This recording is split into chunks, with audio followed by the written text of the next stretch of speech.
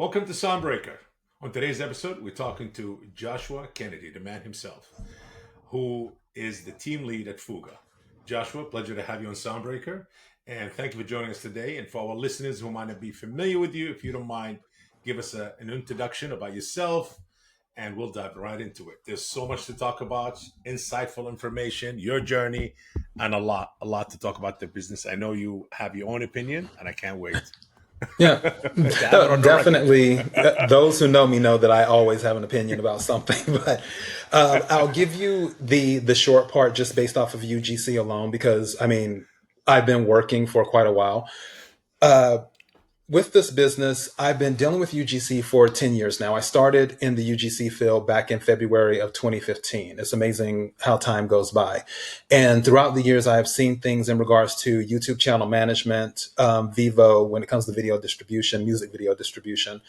And of course, YouTube. YouTube is huge. There's a lot of money in YouTube, working with Meta, dealing with the Instagram and the Facebook things, dealing with SoundCloud as well, and TikTok too, making sure that people are monetizing properly on these platforms. One thing that I've noticed throughout the years is that UGC is a very new thing to people. Sometimes I guess the word might be nebulous, for lack of a better word.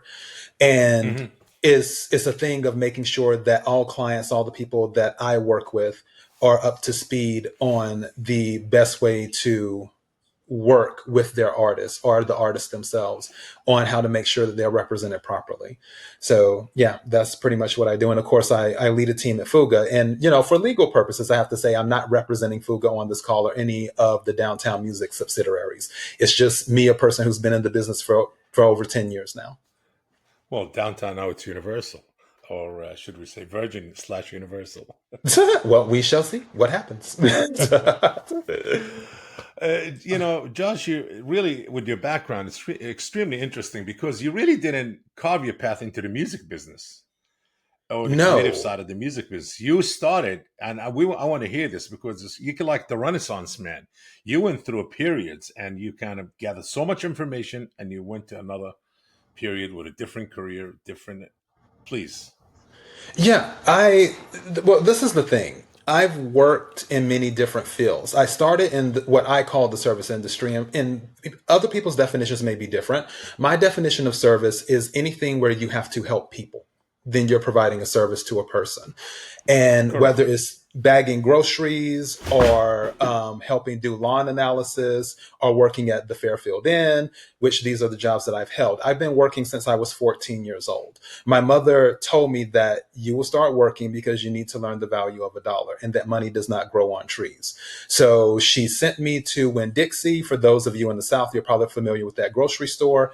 And I applied. She said, put this name down on your application, because she worked with the district manager's wife. So I put his name down on the application. I got the job, worked at Winn-Dixie. And then throughout the years, I started doing all of these other things. Like I mentioned, True Green Kimlon, working for that, MCI WorldCom for a while, doing telemarketing, Charter Communications, now Spectrum as well.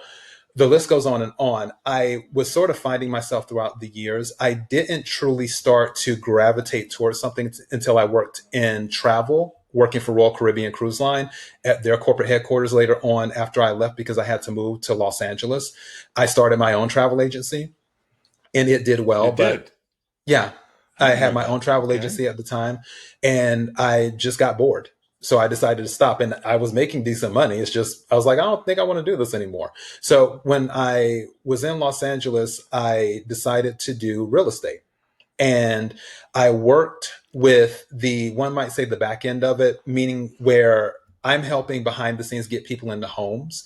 This was sort of a response to the 2008 crisis a few years later, where homes were still empty. So what we would do is we would get the homes at auctions, and then we would do what's known as a CFD, a contract for deed. And instead of the traditional mortgage, the credit requirements weren't as much. But if we noticed that people had a good employment history and things like that, we would get them into a home again. And I Hmm. enjoyed that a lot. And then later on, I dealt with the financing side of it, where I would handle portfolios. Some of the largest portfolios I handled were like $20 million for one client, $12 million for another client. there was a major client that came in as I was leaving, and we started off with a $25 million portfolio. They eventually increased it to $50 million and did that. And then I left real estate, and I had seen an ad on Craigslist asking for people who enjoyed music. And I was like, oh, well, I've been an eclectic. I listen to everything from gospel to rap to country to jazz to alternative, you name it, I probably listen to it, even things that are not in English. So I applied for the job, and I spoke with a man by the name of Ben, and he interviewed me. And then I came in for a second interview, and that's when I spoke with Matt and a few others. And then before I knew it, I had a job, and that job was at AdRev. And from there, it started where I was doing manual claiming. For those of you who don't know what manual claiming is, it's where you go into YouTube system and you look for music videos that have not been claimed yet. YouTube system with content ID matching is amazing. And I take my hat off to YouTube, but it doesn't catch everything. And that's where manual claiming comes in to catch some of the things that the system has not caught to create that additional revenue for our clients. So that's usually where people, at least back in the day, now it's a little bit different, but back in the day, that's where we would start as in manual claiming. And then once you did manual claiming for 3 months, then you sort of get a feel of, well, oh, do I want to work in rights management? Do I want to work in client support? Do I want to work in publishing? Do I want to work in channel? Things like that. And over the years, I ended up doing all of these different things, working with different departments, and I did support for a long time. Later, I did go to channel management, which is why I know about channel management. If you think UGC itself is kind of under the radar, a lot of people don't know about channel management, and it's a big thing, especially for music artists when it comes to their music videos. I strongly recommend, if someone isn't partnered with a network, that they strongly consider doing it if they don't have access to the music video assets. And that's another conversation that we can discuss later. But yeah, these are the things that I have been doing over the years. So it's kind of like, here I am. And I could say more, but I want to at least come up for air and give you time to ask something else.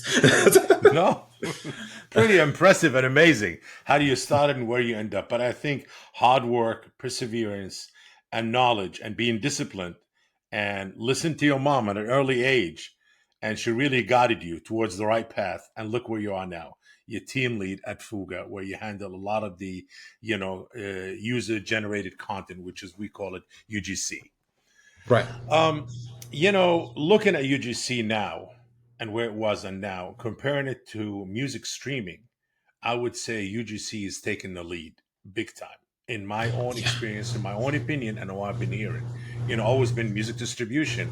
But for whatever reason, with streaming platforms and what's going on, more and more trust and more gain and more value becoming into the UGC, which is artists, creating their own videos and building their own channels, which they call it official artist channels. That's right. Yeah. OAC, official artist Mhm. channels. Yeah. Yeah. And that's what a lot of value, a lot of artists even prefers having their content on YouTube Music and having their own channel on YouTube.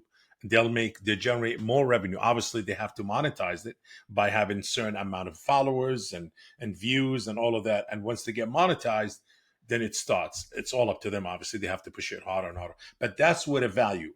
Why would you think? Why you, in your opinion, somebody who's been both sides of the field, and you work for one of the largest, used to be independent distributors out there, FUGA, which is now part of Downtown, part of Universal, well, through the acquisition, is still going.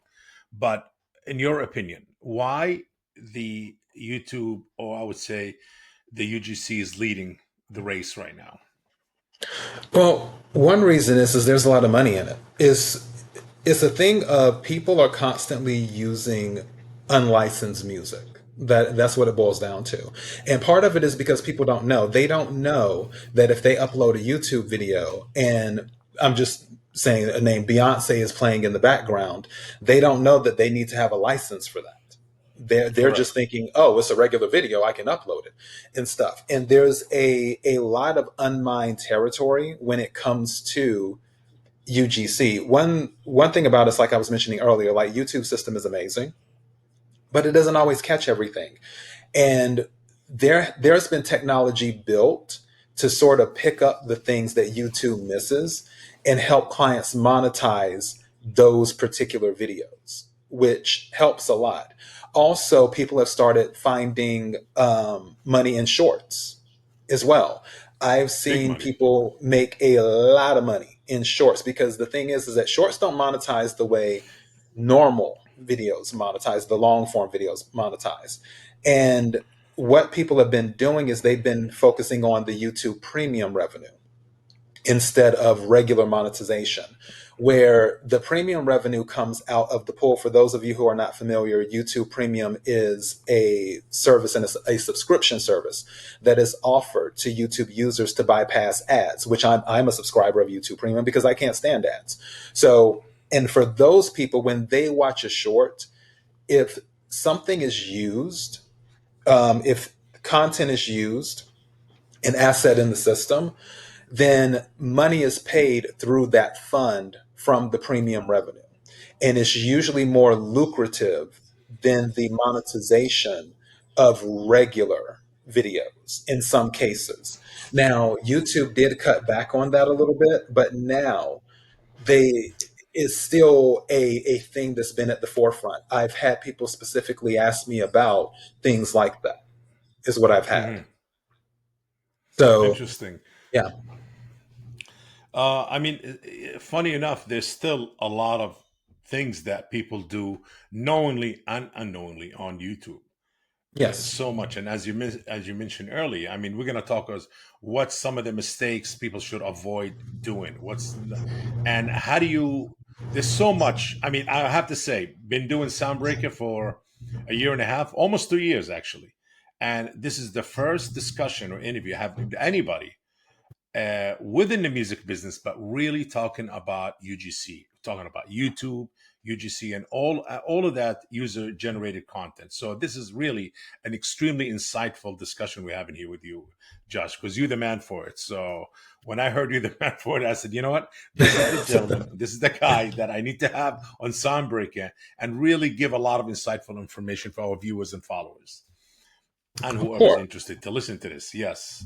Um, so let's talk about YouTube, and then we're going to talk about Vivo and all of that. Obviously, TikTok opened the door for that short content, but always YouTube was the lead. There was nobody else, and YouTube was the only platform that you go out there, create, your own content, and you'll have fans. You create the followers and the users, and you start generating revenue. And we know a lot of YouTubers became billionaires or millionaires from it, generated millions and hundreds of millions of dollars from being just a YouTuber, which is an amazing thing, really an amazing tool. It gave the opportunity for people to grow, to generate wealth and generate growth and spread a lot of positive information also. Hmm. Um, Using YouTube. So, what is the main thing that a lot of people make mistakes in? Whether you're an artist, just building your first time channel as an official artist channel, hasn't been stamped or certified by YouTube, or just a vlogger out there that's I want to create my own vlogs where I'm cooking or exercising or camping or biking, whatever it is I'm doing. What is some of the mistakes a lot of these content creators, including artists, make that kind of delayed them from making money? Some of the mistakes they make while they're creating their channels. Well, one mistake people make sometimes is not paying attention to the analytics. The analytics will usually tell you what you may need to tweak when doing something. And not saying that everything the analytics say is correct, where if you're seeing something, it's like, oh, I should do it this way because the analytics. Not always the case, but for the most part, it does give you a guide of sort of like, because analytics will tell you, hey, maybe you should consider posting between 6 p.m. and 7 p.m. because that's when more people will watch the video. Little stuff like that. Some people just ignore the analytics altogether. And I used to believe that, but now I am like, okay, the analytics are telling me only because I go into them so much now, especially when I have to do research for something. So that would be one of the things for the artist. I would say the biggest thing for the artist, because I deal more with musical artists versus people who blog. Make sure that your assets are in content ID before you post. Do not post the video and then add your asset to content ID. And the reason you don't do that is because when YouTube does its scanning, the content ID of YouTube looks for the low hanging fruit first. So let's say that your video doesn't get that much traction. Let's say your video might do 1,000 views in a month or something like that, which 1,000 is good. No shame in that. At the same time, a video isn't really considered valuable until there's about 10,000 views on it. So Correct. for 1,000 views, YouTube, if your asset isn't ingested until afterward, YouTube may not go back and claim it until much, much later. But if your Ooh. asset is already in the system, YouTube will more than likely claim it right away because, again, YouTube is looking for the low hanging fruit. So, and it does go back and scan things. YouTube does that. But it, again, low hanging fruit first and then all of the other stuff later that it may or may not catch. So, that, again, How, that's one big mistake sometimes. but how do you do it? How do you get your content ID or your content that you created, content ID'd from the beginning? Right. In order to What's get it into Content ID, you have to find an admin because YouTube is very funny about allowing people to have their own CMS. Because in order to have Content ID, or let me rephrase, in order to manage Content ID, you have to have a CMS. So you would have to be a FUGA or an Orpheum or a Believe or, pick whoever.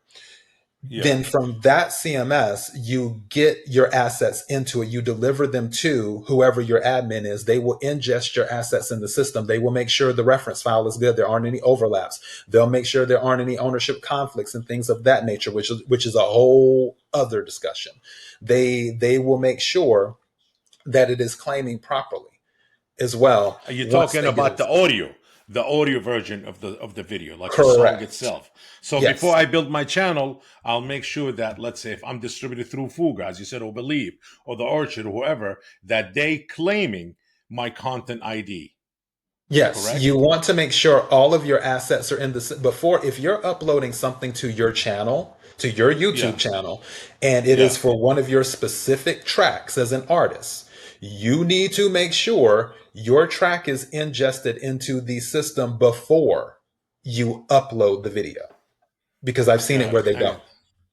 So, yeah. And it has a content ID claim on it through whoever distributor you're using. Right. Whoever the admin is, that they're placing the proper claim. Now, to get a little bit in the weeds, if it is a music video, yes, you can monetize a music video with what's known as a sound recording asset because you have different types of assets in the YouTube CMS. So one asset is a sound recording asset, another asset is a publishing asset, another asset is a music video asset. If you have a music video, you can monetize it with a music video asset as long as you own all of the rights, which again can be another discussion.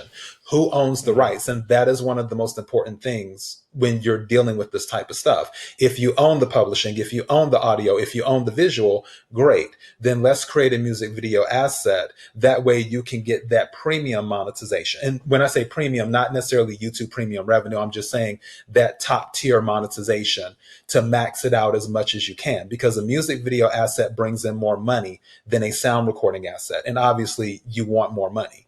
So, Hmm. and those are the little things. And with the music video asset, again, as I mentioned earlier, that's something that only a CMS can do. That's one of the advantages of partnering a channel with the network because you will be with the CMS where they can do the music video asset for you. Now, let's say that you would just rather do a one-off.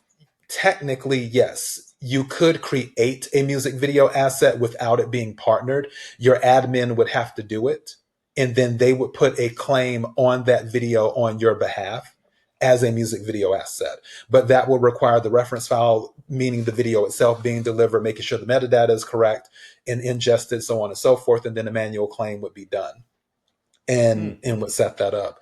But yeah, these are the things that people have to look into, especially if you're an artist. If you're uploading music videos, you please make sure that your music video is being monetized with a music video asset, and it has to be like an official music video. You can monetize non-official music videos with music video assets, but I would have to get down in the weeds, and we don't have time for all of that. So, yeah, just make sure it's an official music video and that you own all I of the guess rights. so much knowledge there. I see a new podcast spinoff of Soundbreaker. Soundbreaker present CMS with Josh. Absolutely. I mean, a lot of people think it's easy. Just put a channel and you start making money. That's it. And YouTube will pay you. But there's a lot into it goes. As you said earlier in the conversation, channel management was something that you worked through and you learned it. It's Mhm. so much, there's so much gets, in there. A lot of, how should I say, lot of tiny little details that a lot of people ignore, but they don't know what goes on behind the scene to really manage a channel. Yeah, You're they'd not managing the also content. You're not telling the user what to do. No, you're actually managing the assets and all the components that allow it to make money. right, but also an issue that we have sometimes is that when people upload videos, the content in the video, meaning like the visual part, sometimes it may be stock footage or it may be something that they don't necessarily have the rights to in the video because we've Mhm. had that happen. And then it's like, okay, well, we can't monetize it because somebody else owns the rights to the visual. It's like certain things we can do with it possibly, but and again, these are the things that we have to deal with when managing channels or when dealing with assets. It, there's a lot of things that happen behind the scenes when it comes to UGC that people just don't know about. And some people think that, oh, I ingest my tracks and that's it. No, not by a long shot. We deal with reference overlaps, disputes, ownership conflicts, as well. What else do we deal with? Compliance too, because compliance can play a role depending on what track. We deal with fraud when it comes to things of that nature, how tracks are used. Are Yes. people adding the track into like part of the Avengers movie, an Avengers movie clip at the end, and adding it on to that part of the song or whatever, and then just trying to pick up the revenue from that? Is you have to pay attention to a lot of things when these tracks are in the system, because the other thing is that if you have a CMS, you're held to a standard by YouTube, because again, YouTube does not like to give access to CMSs. I actually seen a situation not too long ago where YouTube removed the access of a CMS, and this particular individual actually increased their revenue while having their CMS. And YouTube was like, well, we're changing the way that we do things. So now you need to go through an admin and stuff. Wow. We have to go through So somebody else. yeah. So again, when you're dealing with the YouTube CMS, YouTube wants to make sure that people know what they're doing. And not saying that that person I just mentioned didn't know what they were doing. They actually did. They know the CMS very well. It's just if YouTube decides to change things, they can do it. And when it comes to remaining compliant, YouTube is always monitoring these systems. And if they see anything strange happening, they will bring it to your attention and they will say, hey, why haven't you looked at these reference overlaps? Hey, why have these disputes sat so long ago? Why aren't these disputes being addressed? Hey, what's going on with these ownership conflicts, and so on and so forth? Something that may trigger a red flag. YouTube will ask questions. So it's not just you ingest tracks into a CMS and put it on autopilot and then it just makes money. It doesn't work like that. There's maintenance that goes into a CMS. There's maintenance that goes into maintaining a channel in a network, and so on and so forth. You mentioned earlier, any artist who wants to have their own official artist channel, Mhm. uploading their videos. But before you do that, wherever your music distributed through whoever aggregator or distributor you're using, make sure that you request content ID. So every song that you have, you can upload a video, it's already protected, have a content ID. There's a claim on it. Now, uh, and I'm starting my own channel. I'm an artist. I have about 30 videos. I want to put them up and have my own channel, channel XYZ, my own name and all of that. Mhm. Can I come to anybody, an admin with a CMS, or there's a certain criteria for you to join even a CMS? Well, no one truly knows what the criteria is to get your own CMS from YouTube. Oh no, to join or an admin or somebody Oh, else you're who talking has about, a to CMS. join a network. Yeah, yeah, Okay. network, correct. To Yes. join a network, that so that's the why you have to be YPP first, which is the YouTube Partner Program. And if you're a member of the YPP, which I always forget, but I think it's 3,000 watch hours off the top of my head. And for those Correct. who have access to the Yes. internet, they can look it up. YPP with 3,000 watch hours, and then 1,000. They said they changed it to 500, but that's only a certain tier. You want the 1,000 subscribers tier. So it's like Yes. 3,000 watch hours and 1,000 subscribers. 1,000 subscribers. Yeah. So once you hit that, then you should be eligible for monetization. You have to set up an AdSense account. And people are like, well, why? YouTube does this mostly for verification. Now, there was a time where you didn't need YPP to join a network. The way that it used to be some years ago is that you could just join a network and then your channel would monetize through that network. But due to Hmm. fraud and other things that have happened over the years, YouTube is like, okay, we have to find a way to start verifying these channels that there's a legitimate person connected to the channel. And not saying that this is 100% proof, because fraud still happens. However, this was YouTube's way of saying, hey, you know what? Let's make sure that things are on the up and up and get people verified. So hence the AdSense and setting that up and everything else. And once that is set up and you get the green light, and also no strikes as well. If you're joining a network, you can't have any strikes, because anytime you receive strikes, it doesn't just affect your channel, it will affect the entire CMS, is what happened. And some Wow. people don't know that. When you join a network, whatever happens to your channel, whatever CMS you're in, that CMS is on the hook for anything that happens with your channel, because they will have So, to answer to YouTube. So that's another thing as well, which is why you can't have any strikes when you join. Because if we were to partner a channel with a strike already on it that's not more than 90 days old, then it will be a strike automatically on our network. hmm, wow. There is a lot of fraud or a lot of misconduct, we should say, for like a better word, on YouTube. People creating their own channel, monetizing on it, coming from all over the world, because YouTube has access. Doesn't matter what part of the world you're in. What is some of the most common mispractices that a lot of, I wouldn't call them content creators, no, more like content uh,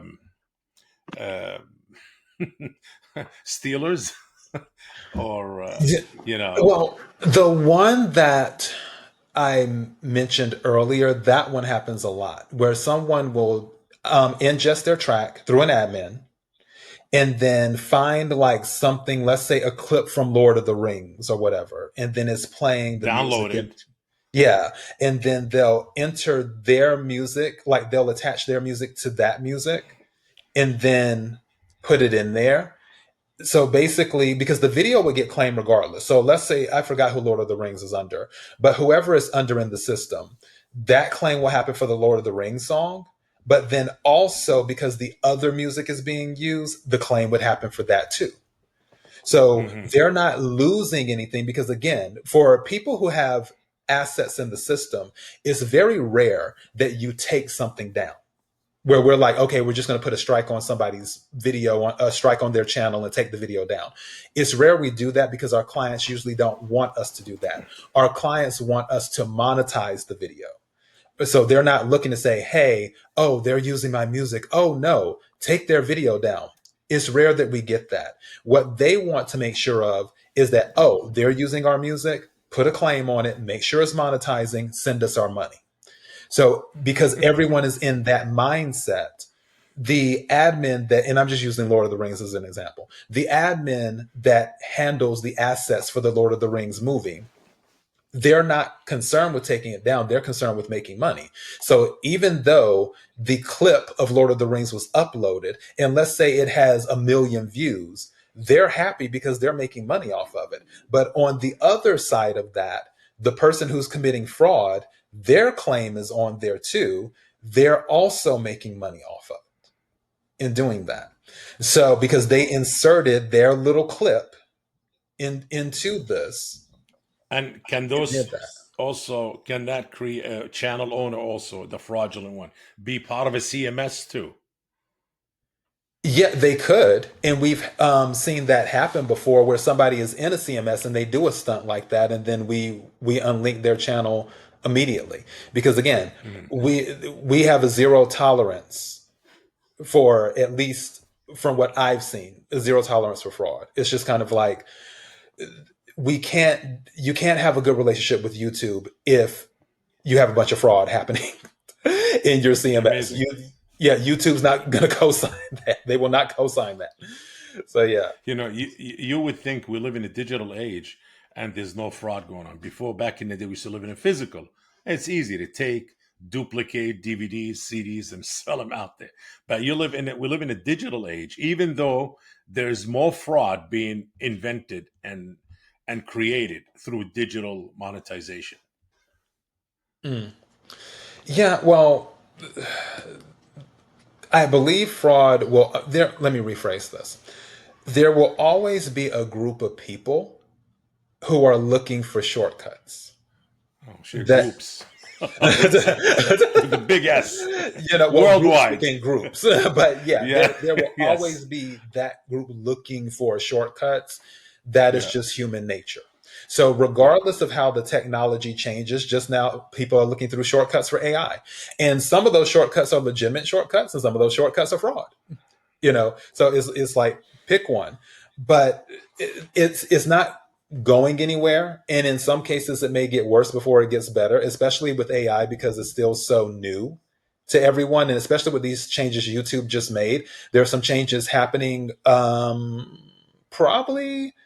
I think the announcement is happening in a few weeks, if I'm not mistaken, where Oh. if it hasn't happened already, but I think it's happening in a few weeks, where now certain tools will be available to people in shorts where they can now, like the VO feature that creates the AI Mm, videos and stuff, that now will be available in shorts. So now amazing. everyone can start creating little things and stuff with AI directly through VO and shorts as well. Also, there's a feature coming to YouTube for content creators where instead of editing the video, you can just take all of the pieces, throw it into the system, and then the system will edit the video for you. Wow. That's another thing that will be coming. Yeah, is some interesting features that YouTube has been working on. So, and the announcement I think is coming in a few weeks, if I'm not mistaken. But definitely, if you do some research on it, you'll find it on the internet. But these features are coming. So yeah, and I Amazing. don't expect them to roll them out all at once because YouTube can be slow when it comes to rolling out things, but they will be rolling them out. So yeah. Josh, there's so much to talk about, so much insightful, so much information. I think we would need hours to talk about YouTube and monetization and things to Yeah. be aware of. And yes, oof, I want to learn more. And I'm sure a lot of our listeners and viewers and a lot of artists, established and upcoming artists, that want to know more about YouTube and UGC, what to avoid, what not to avoid, how to make money, and all of that. Let's talk about Vivo. It's always been an interesting thing where, to me, Vivo is like somebody has their own store within Amazon store. Now we talk about YouTube, somebody having their own kind of enterprise within YouTube, but it's owned, but it still lives on YouTube, operates on YouTube. If YouTube goes down, Vivo goes down. If am I right? Yeah. Okay. Yes. It's okay. Vivo is very, very different. And it took me a while because I was like, okay, what's the point of Vivo? That was I was so anti Vivo at first when I started working with Vivo. Yeah, Vivo ended up becoming one of my favorite systems to work with because it's very cut and dry. And because with YouTube, you can get down in the weeds in YouTube. With the Vivo system, not so much. It's just very cut and dry. It's like it's but this you or it's cannot that. access it without YouTube. It's in Uh, YouTube. It lives on well, YouTube. yeah, but also technically, you don't have to deliver to YouTube for Vivo if you don't want to. You can deliver to CTV. That's Hmm. another thing that some people don't know about because when you CTV, what is deliver that? CTV is Connect TV. Basically, it is on other platforms like the Samsung stuff and the Roku, and I think it's Roku or Roku. Everybody pronounces it differently. And in those type of platforms where people can access the Vivo videos that way through those applications and watch Yes. them there. And people take advantage of that because they get billions of views through Wow. that. So that's something there. And some clients don't know this, but when you submit to Vivo, you're automatically submitting the CTV as well. So it goes to both. However, when you do deliver it, you have the option not to deliver it to Vivo and just deliver it to CTV only. You have that option too that they have. But the thing with Vivo is that there's usually not always, but in theory, there is usually more money on VEVO because VEVO specializes in music videos. In music video, like I said at the beginning of this conversation, music video assets are the top assets, one of the top assets that people covet. They want to get that asset on their video. And because Vivo deals mostly in those assets, they negotiate their rates for that. They negotiate with the advertisers to get the best rate possible. So if you upload a Vivo video, it's a possibility you would get a better rate than you would uploading through YouTube. In addition to that, Vivo for some artists is more of an official thing where you can't just upload the Vivo like you would to YouTube. And for some artists, it's a good look for them, and their labels view it as a good look because it lets you know, like, hey, this artist isn't just uploading videos to their YouTube channel. This is going through Vivo. Not just anybody can go through Vivo. It's that type of Well, appearance. that was my next question. Can anybody have a Vivo channel? No, It's not in the somebody. sense of meaning, not in the sense of you contact Vivo and say, hey guys, I want to set up a channel. Vivo's going to be like, no, you need to go through an admin. So now, if you have an admin that you work with, like a Fuga, like an Orpheum, like the They Orchard can or set up. whoever, They can set up a Vivo account for you. then they can make the request for a Vivo channel for you and then set that up and then start uploading your Vivo videos to your Vivo channel. Now, the other part of that is that you should make sure your Vivo channel and your YouTube channel, your OAC, are merged together. That way, when you upload to your Vivo channel, it automatically shows up on your official artist channel Oh, amazing. and does Okay. that. Yeah. Okay. Interesting. Interesting. Not to jump off YouTube and Vivo, Mhm. especially YouTube. That's where a lot of your knowledge and experience. But does Facebook give you the ability to have channels? I heard people have channels on Facebook. I'm like, you do. Does They Facebook have have their own? they have Yes. profiles. I haven't heard of anything of connecting something to Facebook, meaning that we would manage it, or an admin. I shouldn't say we, but that an Hmm. admin would manage it. I haven't So seen that. Now there's no CMS for YouTube. I mean, I'm there sorry, no there CMS for is a Facebook. rights manager system for Meta, yes, but in the sense of linking a channel to Meta or a profile to Meta, like one would for the YouTube CMS, I've Hmm. never seen that. What I have seen is allow list requests. What I have seen is confirmation of certain audio links and things like that for Instagram profiles in things. But as for linking to, no. Now you can link a sound to the profile. We get those requests. I get those requests all the time where somebody's like, hey, we've ingested the sound. Please make sure that it's associated with this profile. Then that request can be sent to Meta based off of the ISRC and, the other appropriate information. And then Meta will Hmm. go ahead and link it. But nothing in a sense of a channel type management thing. I've never seen that. Do you work with also beside working with YouTube and Vivo at Adrev/Fuga? Do you work with also Meta? Uh, Yes. you We do. Yes, I've worked with Meta a lot. We Working on the job, I've seen a lot of things when it comes to Meta. Meta is a solid company. If we're being completely honest, the money is in YouTube. The money's always Correct. been in YouTube. Uh huh. Can you make money on Meta? Absolutely, you can make money on Meta. But from what I've seen, the majority of the money is in YouTube. That's just what it's been. But Meta's a good platform for promotion and many other things. One thing I have noticed throughout the years is the licensing part when it comes to the songs. Because Hmm. when people ingest tracks into Meta and they want to use them like in the Instagram reels and stuff, one thing I've noticed is that certain accounts want to use those in their reel, but they're considered commercial accounts. And then the question comes in, the track isn't showing up Well, the reason it usually isn't showing up is because the licensing more than likely does not cover commercial accounts. So it wouldn't be able to Oh, be used for a reel on a commercial IG account. But for a regular one, an individual one, usually it shows up just fine.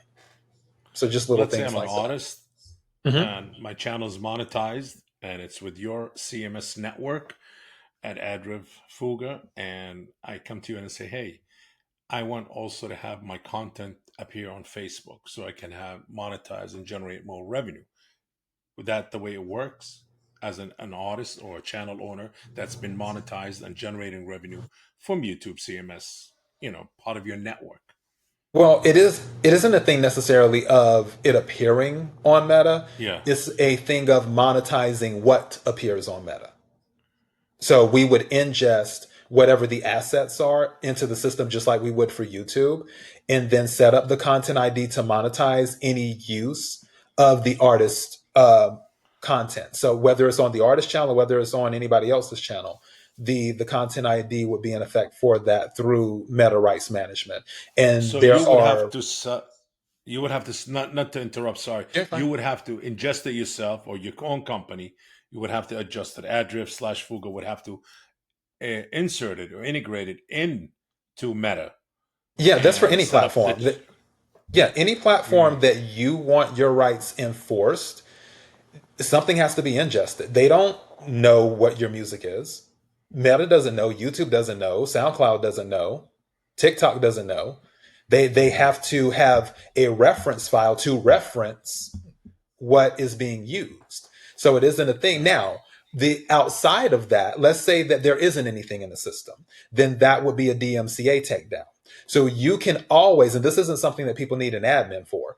If someone is using your music and you're like, hey, I don't want them using my music. I didn't get permission for that, but your assets are not ingested into whatever platform it is, then you can submit a DMCA and say, hey, you need to take this down. This is mine. Here's the proof it's mine, so on and so forth. And then whatever platform it is, they would start to work to take it down as long as it's legitimate.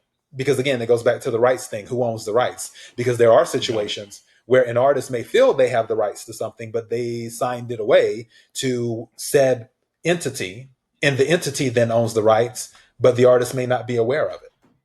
Or Got there it. is a dispute over rights, which goes into ownership conflicts. So, yeah. But there is a way that if my channel is with you guys, with your network, with your CMS network, and I'll say, hey, I want my visual content, my videos, all the product that I have on my channel also to be monetized on YouTube. So only the actual composition, which is the audio, or both could be monetized on YouTube, video and audio. Usually it's the audio because I have not seen anything ingested that is the visual. At least Got it. not under regular monetization. There's another type of monetization that Meta does, but I don't want to go into that here because it'll be another conversation. So yeah. Got it. Got it. Interesting. Really, so much to talk about. Josh, I think we need a part two or we start our own new podcast, a spinoff, where we only discuss UGC monetization, which will include all the platforms out there. And I'm sure you work with all of them. Um, an advice from somebody like you who've been through different paths in life, but each path you went through and each one, it kind of helped you to advance your knowledge and your everything you do in the professional world to where you are led to where you are right now. I'm sure there's other young entrepreneurs or people like yourself who kind of say, hey, I don't know what to do, but you don't have to take a certain path and that's the path you need to follow for the rest of your life. You can go to certain ways and then would lead to other careers in life. Right. I always tell people do something. Don't sit and do nothing because it becomes easy for people to do that sometimes. And time goes by really fast. It really, really Ooh, does. tell me about it. Yes. Yeah. So you want to do something. And if you're doing something, that will eventually lead you to what you want to do. Because that's sort of how it happened with me. I've always liked music. I didn't know I would be doing this as one of the things. I mean, I do a lot of things, but for this is my career for the past 10 years in this industry. I didn't see this coming, but Well, travel, real estate, I would say no. You know, yeah, it's just everything sort of led up to it, where there were certain yeah, systems that I learned at previous jobs that helped with helped that. you. Yeah. Sort of like, Absolutely. if I could make a recommendation for those listening to this, if you have not seen the movie Slumdog Millionaire, check it out. See it. Josh, what's next for Josh? Good question. Just working. That's it. Just I working. have things that I do work on, but I don't always reveal them. It's sort of like you'll see when I do it. Should we say to be continued or to be seen? Yeah, definitely to be seen in this industry and to be seen in a few other Yes. industries as well. Amazing. Amazing. Well, I would have to say it was really, I want to extend this discussion, interview, amazing interview, which we're trying to get you on for the longest, I would say. But finally we made it happen. Thank you for that. Yeah. And I guess that would end our interesting and insightful interview. And definitely we should talk about doing a spinoff because there's so much information and nobody's doing it. Everybody talk about the music business, about this and Mhm. that, but nobody touched the UGC side of it, which it's another world on its own. And there's so much information, so much that we can spread and help. Um, Joshua Kennedy, thank you for joining us from FUGA. He's the lead team at FUGA and Adrift/FUGA, I would say. And that concludes today's episode at Soundbreaker. Please follow us on socials and stay tuned to our next episode. Thank you, Joshua. Appreciate Awesome. having you. Thank you so much. My pleasure, sir. If you enjoyed today's episode, make sure to share the Soundbreaker podcast. And if you are joining us on YouTube, please like this video and subscribe to the channel. Until next time.